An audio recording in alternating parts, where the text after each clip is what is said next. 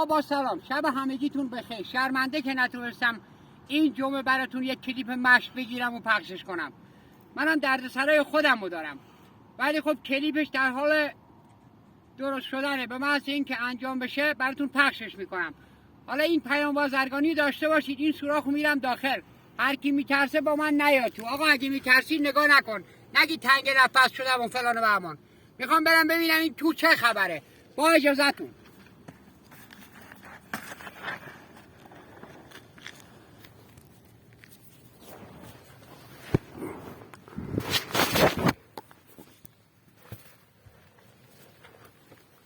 یا الله،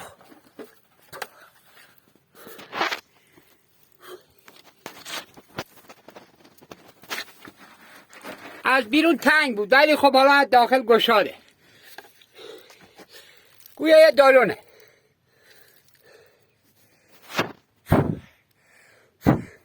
خب بریم داخل.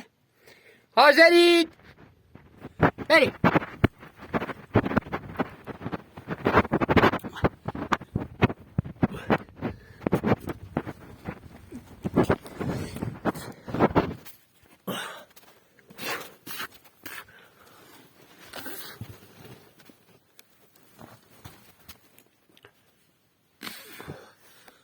بسته است.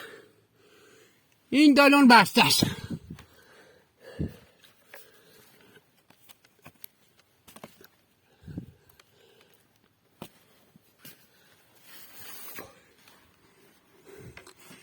ریزش کرده اومده پایین.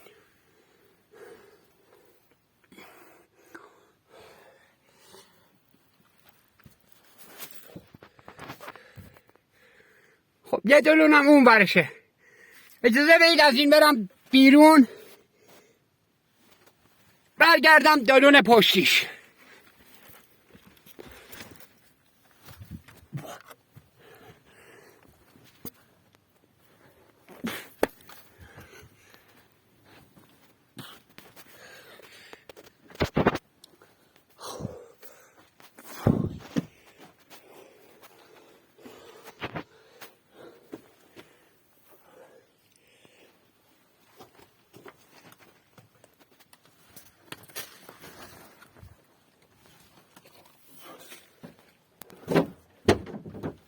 اینم دالون پشتیش. تو اون سوراخ کوچیک این حجم باز بود.